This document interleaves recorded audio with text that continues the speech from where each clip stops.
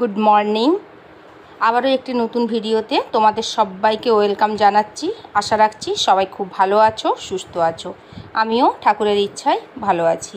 তো আজকে হচ্ছে বুধবার, এখন ঘড়ির কাঁটা প্রায় 7:30 পেরিয়ে গেছে, 7:45 নাগাদ হবে। তো আমার চা খাওয়া হয়ে গেছে। এবার এলাম গাছগুলো একটুখানি জল দিতে। প্রতিদিনের মতো একটু করে গাছগুলোতে জল দিয়ে দিই। দেখো উপরটা কীরকম একটুখানি শুকিয়ে শুকিয়ে যায়। তো প্রতিদিনই অল্প অল্প করে আমি জল দিয়ে রাখি।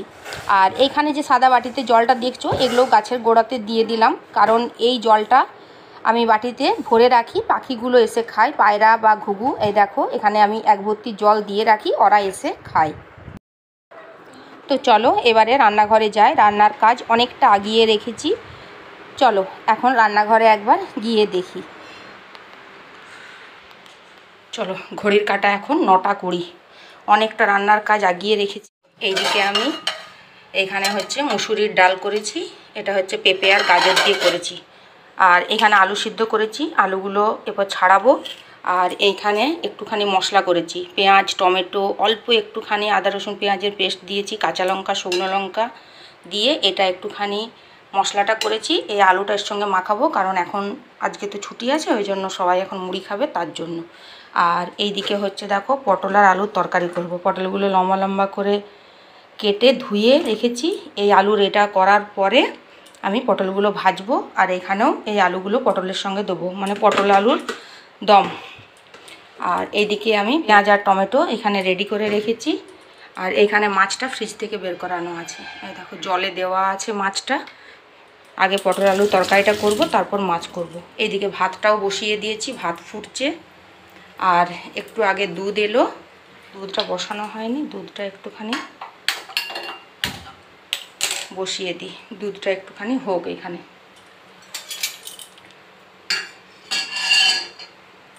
ব্যাস এই আপাতত এখন হয়ে আছে। চলো এটা একটুখানি আগে করে নিই।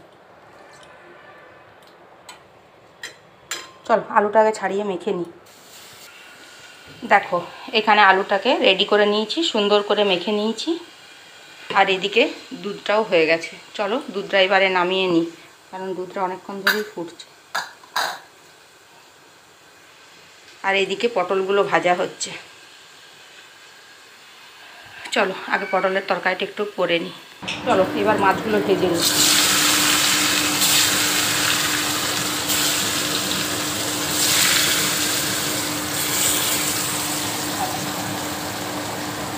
আর এদিকে পটলগুলো ভাজা হয়ে গেছে। চলো এবার পটলগুলো তুলে নিই। এদিকে দেখো পটল আলু ভেজে নিয়েছি, আর এদিকে পটলের মশলাটা কষা হচ্ছে। আর এদিকে মাছটাও পুরো ভেজে নিয়েছি, এদিকে মাছেরও মশলাটা কষা হচ্ছে। দুটো গ্যাস একসঙ্গে বসিয়ে করে নিচ্ছি। চলো পুরো রান্নাটা আগে করে নিই, তারপরে দেখাচ্ছি। রান্না বান্না মোটামুটি সব কমপ্লিট, শুধু গ্যাস ওভেনটা আর রান্নাঘরটা পরিষ্কার করতে বাকি আছে। এর মধ্যেই আমি হঠাৎ করে একবার নিচে গিয়েছিলাম, একটুখানি আমার কাজ পড়ে গিয়েছিল, ওই জন্য আবার আমাকে চেঞ্জ করতে হয়েছে। তো রান্নাঘরে ঢোকার আগে আবার চেঞ্জ করে রান্নাঘরে ঢুকবো। তো এখন ভাবলাম যে কাঁঠালটা আগের দিনেও আমি একটুখানি ছাড়িয়ে খেয়েছিলাম, তো বাকিটা প্লাস্টিকে করে মুড়ে ফ্রিজে রেখে দিয়েছিলাম।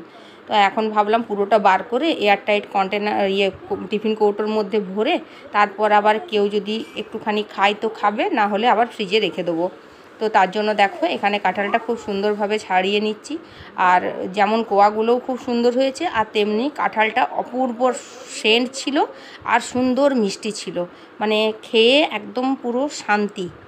আর আমার কাঁঠাল, আম এগুলো কিন্তু খুব প্রিয়।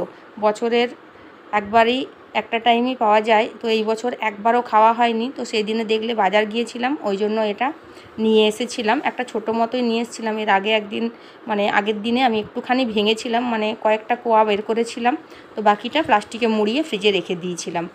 তো সেটাই আবার বের করে রেডি করে রাখছি। বাকিটা এটা রোল করে মুড়ে একদম বাইরে ফেলে দিয়ে আসবো, কারণ কাঁঠালের এই জিনিসগুলো বাড়িতে রাখলে পুরো ঘর পুরো গন্ধ হয়ে যাবে। খেতে ভালো, কিন্তু সব সময় এই গন্ধটাও ভালো লাগে না। এই দেখো এখানে মুড়িয়ে এই প্লাস্টিকের ভিতরে করে একদম ফেলে দিয়ে আসবো, ওই জন্যই আমি চেঞ্জ করিনি। তো যাই হোক, দেখো এই এতগুলো কাঁঠাল বেরিয়েছে, আমি এর মধ্যে থেকে 3-4 কোয়া খাবো, তারপরে এটা কেউ যদি খায় তো খাবে, না হলে ফ্রিজে রাখবো। চলো এখন আপাতত টেবিলেই থাক। চেঞ্জ করে নিয়েছি, আবার চলে এলাম রান্নাঘরে। ওই যে বললাম রান্নাঘরটা পরিষ্কার করতে শুধু বাকি ছিল। তো গ্যাস ওভেনটা খুব ভালো করে মুছে নেবো, কারণ আজকে 3টে গ্যাসই জ্বলেছে, আর পটলের তরকারিও হয়েছে, খুব মশলা পড়েছে, আর মাছটাও হয়েছে যেখানে, খুব ভালো করে ডিপ ক্লিন করবো। আর আমার হাতের ওই লিকুইডটাও শেষ হয়ে এসছে, ওই জন্য ঠিকঠাক আর আসছে না মুখে। যাই হোক, এটা লিকুইডটা নতুন করে আবার আমাকে একদিন বানাতে হবে। তার আগে যেইটুকু আছে ওইটুকুই আমি আজকের মতো করে সেরে নিলাম। আর কচবাইটে অল্প একটুখানি ভিম জেল নিলাম, নিয়ে ভালো করে ওভেনটাকে আগে পরিষ্কার করে নিচ্ছি, তারপরে কাপড় দিয়ে মুছে, তারপরে ভালো কাপড় দিয়ে মুছে পরিষ্কার করে নেব। তো চলো আমি আগে পরিষ্কারটা করে নিই, তোমরা দেখতে থাকো।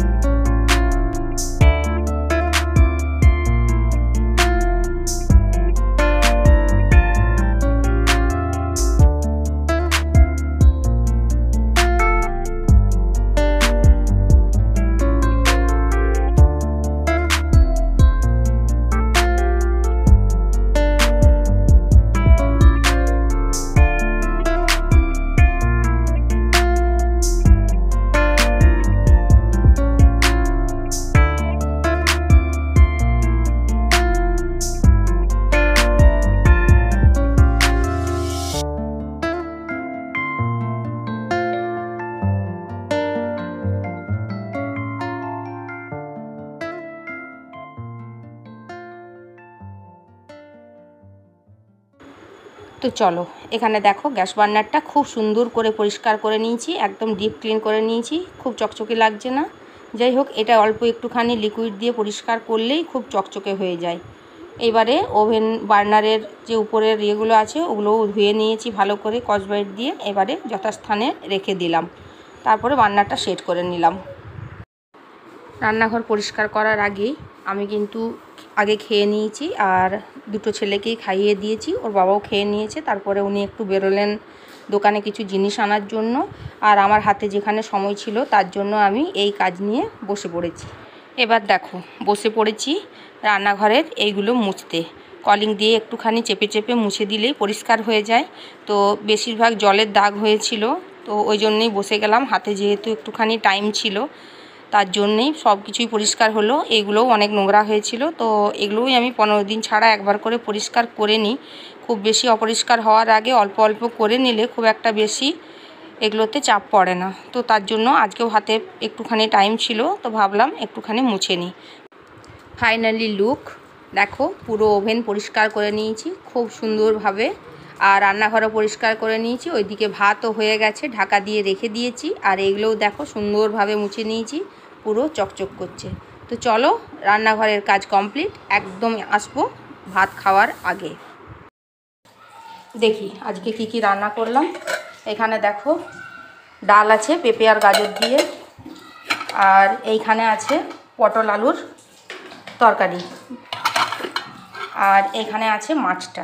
এই দেখো মাছটাও মশলা দিয়ে মাখা মাখা করেছি, আর এইখানে আছে আচার, আর এইখানে ওই আলুটা সেদ্ধ করেছিলাম। এই দেখো ছোটো ছেলে আর আমি খাওয়া হয়ে গেছে আমাদের, এই আর ওই আম আছে, ব্যাস এই দিয়েই আজকে হয়ে যাবে। এখন ঘড়ির কাঁটা পুরো 11টা, এই দেখো।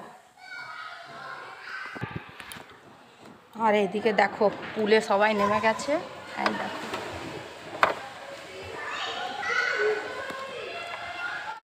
চলো পুরো 11টা বাজছে, আমিও রেডি হয়ে নিয়েছি, এবারে যাব একটুখানি পুলে, সমস্ত কাজ হয়ে গেছে। তো চলো আগে এখান থেকে ঘুরে আসি, তারপরে আবার তোমাদের সঙ্গে কথা হচ্ছে। আর আমি ক্যামেরা নিয়ে যাব না, এত ভিডিও করার কোনো প্রশ্নই আসে না। চলো এখন পুরো 12টার আগে আর আসবো না। চলো সেই স্নান টান করে আবার তোমাদের সামনে কথা বলতে আসছি।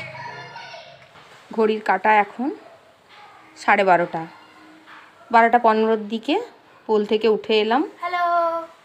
আর এখানে ছোট ছেলেকেও স্নান করে দিয়েছি, ও এখন ক্যারাম বোর্ড নিয়ে খেলতে বসেছে। দেখো আমার স্নান হয়ে গেছে, তো এবার একটুখানি পুজোটা করে নিই, কারণ পুজোটাই বাকি আছে, পুজোটা একটু করে নিই। আর একটু রেস্ট নিতে হবে, কারণ আজকে প্রচণ্ড সুইমিং করেছি। চলো আগে পুজোটা একটু করে আসি, তারপরে। দেখো এইখানে আমার পুজো হয়ে গেছে, পুজো করে নিয়েছি। আর এইদিকে দেখো এই যে সেই তুলসী মঞ্চটা নিয়ে এসেছিলাম, সেটাতে দেখো মাটি ভরে নিয়েছি, সুন্দর করে মাটি ভরে নিয়েছি। এটাতে আমি 2টো তুলসী চারা লাগাবো, তারপরে রোজ এটাতে আমি সন্ধে দেবো। এই দেখো ভালো হয়েছে, অনেকটাই মাটি ধরলো, ভাবলাম ছোট কিন্তু অনেকটাই মাটি ধরলো। যাই হোক এটা এখানেই থাক। তো চলো বন্ধুরা, ভিডিওটা তাহলে এখানেই থাক। ভিডিওটা কেমন লাগলো একটুখানি প্লিজ জানিও।